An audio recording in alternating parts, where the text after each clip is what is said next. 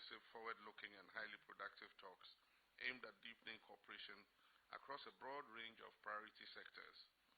These include political and diplomatic consultations, energy, tourism, health, trade and investments, defense and security, education, agriculture, mining, media, labor, sports and recreation, heritage collaboration, archives, and waste management. In the course of our deliberations, we reaffirmed our shared commitment to harnessing the significant opportunities that exist between our two countries for the mutual benefits of our people. In particular, we resolved to strengthen economic cooperation by building a more dynamic, mutually beneficial partnership driven by expanded trade, targeted investments, and greater private sector participation. In this regard, we welcome the efforts of the Ghana-Zimbabwe Business Roundtable and encourage the business communities of both countries to translate our policy intentions into practical and lasting partnerships. We also agreed to strengthen the institutional mechanisms underpinning Ghana-Zimbabwe cooperation. The Permanent Joint Commission for Cooperation will meet every 2 years on a rotational basis, with annual midterm reviews and regular consultations between senior officials to ensure that the commitments that we have made are sustained and effectively implemented. Ladies and gentlemen, a major outcome of this state visit has been the signing of 10 memoranda of understanding across key sectors, including political and diplomatic consultations, energy, tourism, sports, trade and investment, archives, foreign service training, and waste management. These agreements reflect the breadth of our cooperation and the seriousness of our commitment to give practical meaning to the relations between our two countries. Our two governments are determined to ensure their full and effective implementation so that our people may derive measurable and lasting benefits from them. On continental and global issues, we reaffirmed our shared commitment to Pan-Africanism, African solidarity, and closer collaboration with the African Union, the United Nations, and other multilateral platforms. We will continue to work to further advance common positions and protect our shared interests in an increasingly complex international environment. We also reviewed the current geopolitical situation marked by deepening conflict, supply chain disruptions, and volatility in global energy markets. We exchanged views on these developments and reiterated the importance of dialogue and diplomacy, respect for sovereignty and territorial integrity, and adherence to international law in addressing current global challenges. We remain committed to supporting a just and equitable international world order that fairly serves the interests of all nations. This state visit has been productive, substantive, and forward-looking. It has provided us with a clear roadmap, renewed political will, and fresh momentum to deepen the relations between Ghana and Zimbabwe. I'm also pleased to announce that effective 25th May 2026, when we commemorate Africa Day, Ghana will commence a free visa regime for all Africans.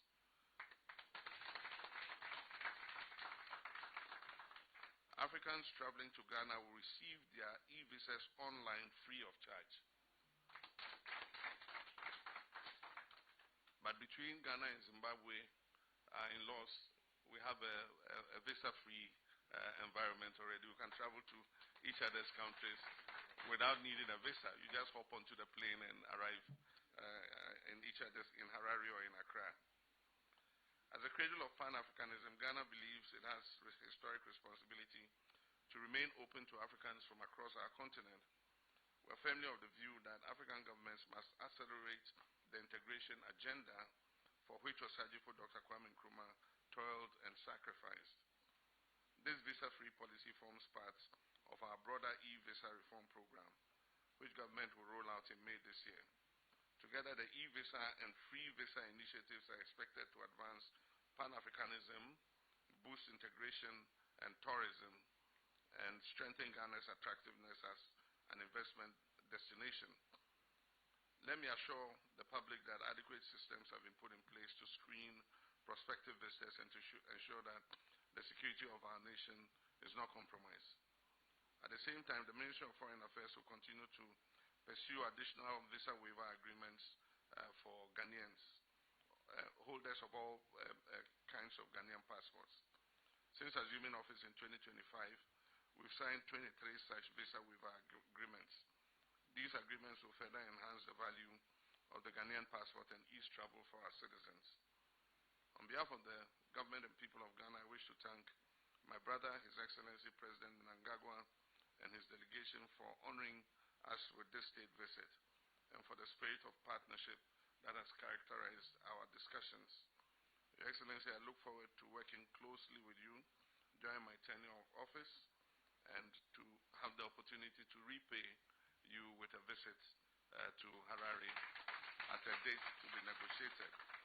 I wish to thank you for strengthening the bonds of friendship and cooperation between our two countries. I thank you very much.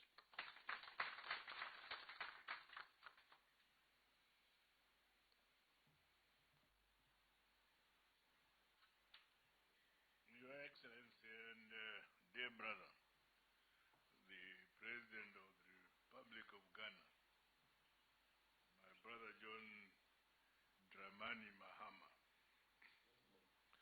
the Minister of Foreign Affairs of the Republic of Ghana, Honorable Eso Ablankwa, the Minister of Foreign Affairs and International Trade of the Republic of Zimbabwe, Professor Dr. Amon Orira, Honorable Ministers and Deputy Ministers who are here,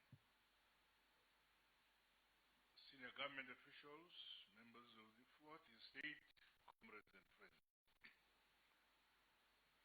Allow me once again to express my sincere appreciation to you, Your Excellency, and my dear brother, for the generous hospitality and excellent arrangements extended to me and my delegation during our stay in this beautiful city of Accra. The warmth of the government and people of Ghana reflects the depth of the historic relations and the unique bond that unites our two sister republics. This state visit has provided us with an important opportunity to elevate our bilateral relations to a higher strategic level. We remain rooted in the shared ideals of Pan-Africanism, South-South cooperation, and a shared aspiration for African prosperity. Over the past 2 days, we have held frank, constructive, and forward-looking engagements, which reaffirm the strength and strategic character of relations between our two countries. Our relations have been guided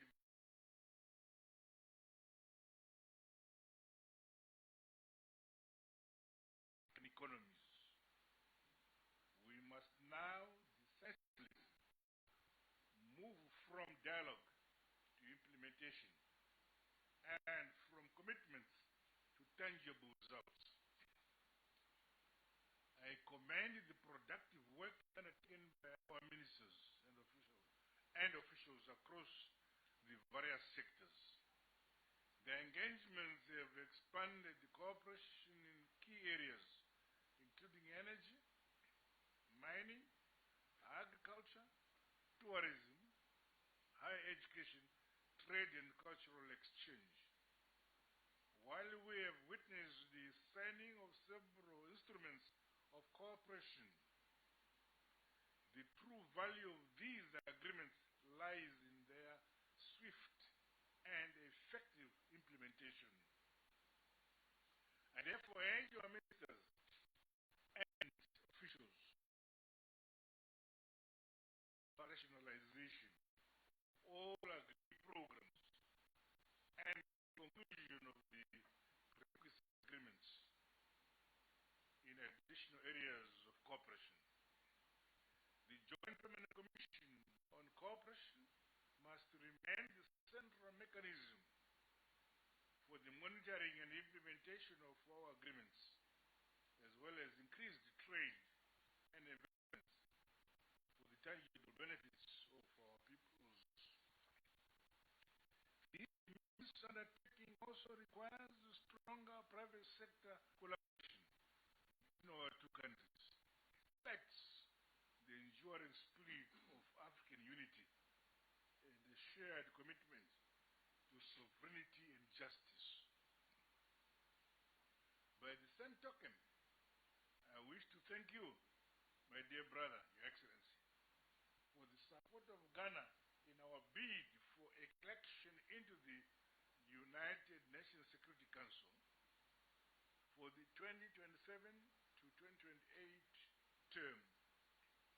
We feel reassured that Ghana will help to rally regional support for Zimbabwe's candidature.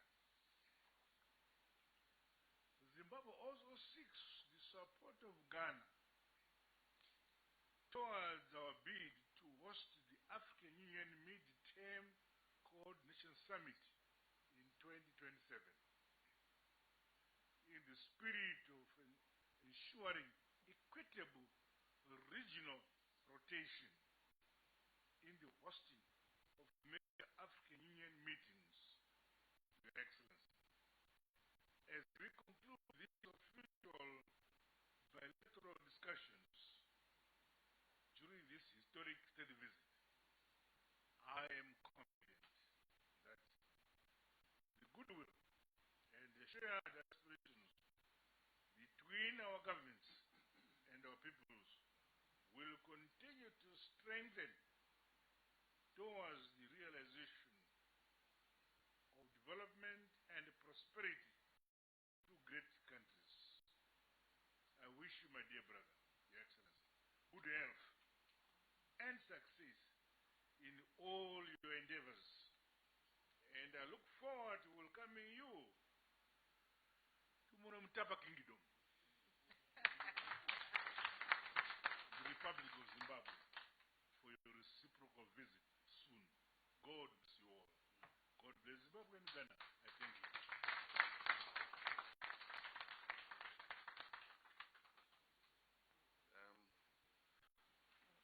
So finally, we would have the Foreign Minister read the communique, and then we'll wrap it up. Thank you very much, Your Excellency. Your Excellency, President John Mahama, Your Excellency, Emmerson Mnangagwa, Honorable Ministers of State, senior government officials, our friends from the media, I will humbly seek the permission of our two presidents to present a summary. This is quite a long communique. It's a 23-point communique. And with the permission of our heads of state, I will present a summarized version, but we will hand over the entire communique to the media in the interest of time. So just a few highlights.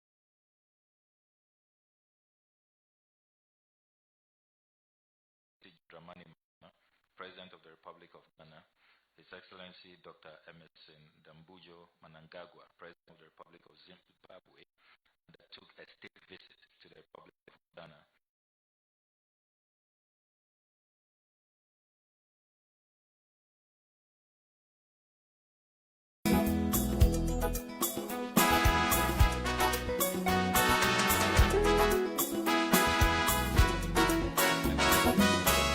Comprising government ministers and senior government officials.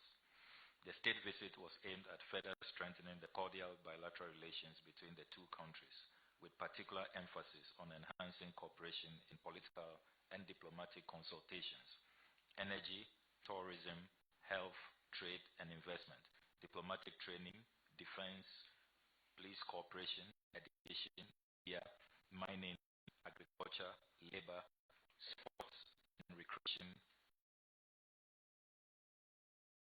rights and waste management.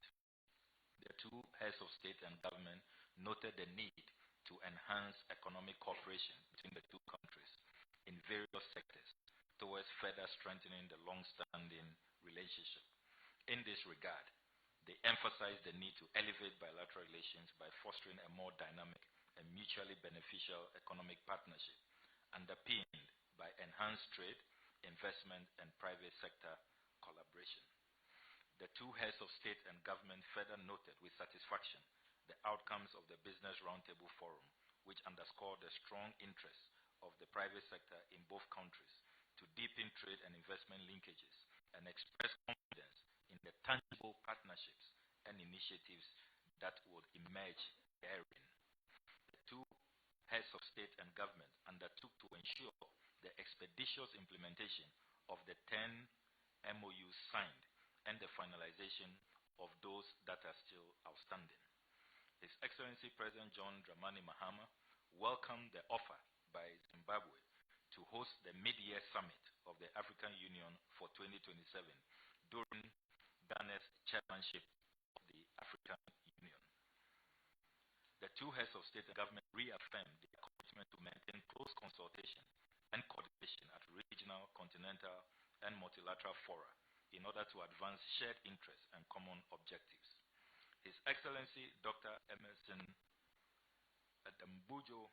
Mnangagwa commended Ghana for its leadership in advancing historical justice through the recently adopted United Nations resolution, the historic resolution A/RES/80/250, recognizing the transatlantic trafficking of enslaved Africans and the system of racial enslavement as the gravest crime against humanity. This landmark initiative reflects the shared commitment of both countries for the truth, justice, and the dignity of African peoples.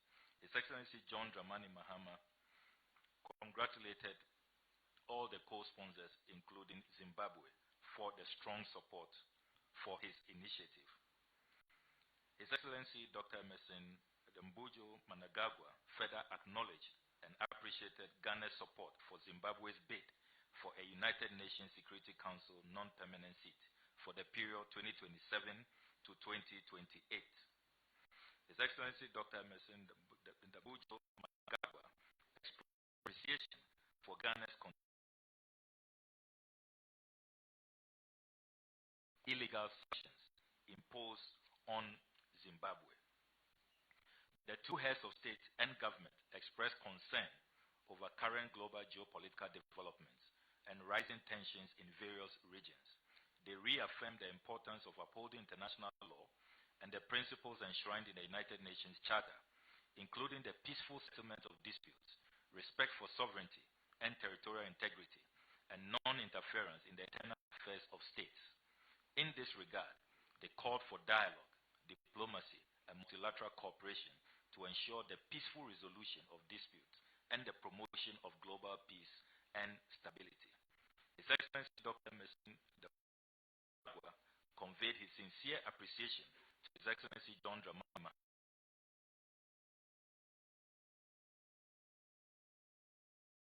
extended to him and his accompanying delegation during his memorable visit.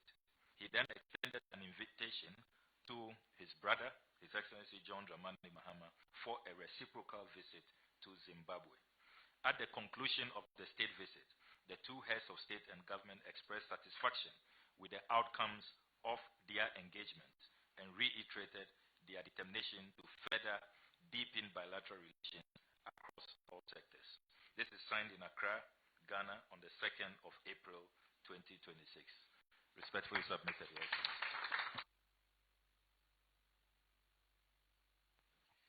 Yes, sir. Excellencies,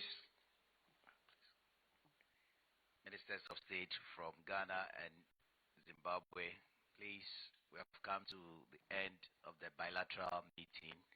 We'll now proceed to have lunch. Our two principals, accompanied by two senior officials, will go for lunch separately, and the rest of the delegates will go to the second floor. There is a lift to our left here. Protocol officers will guide you. Thank you very much and have a good afternoon.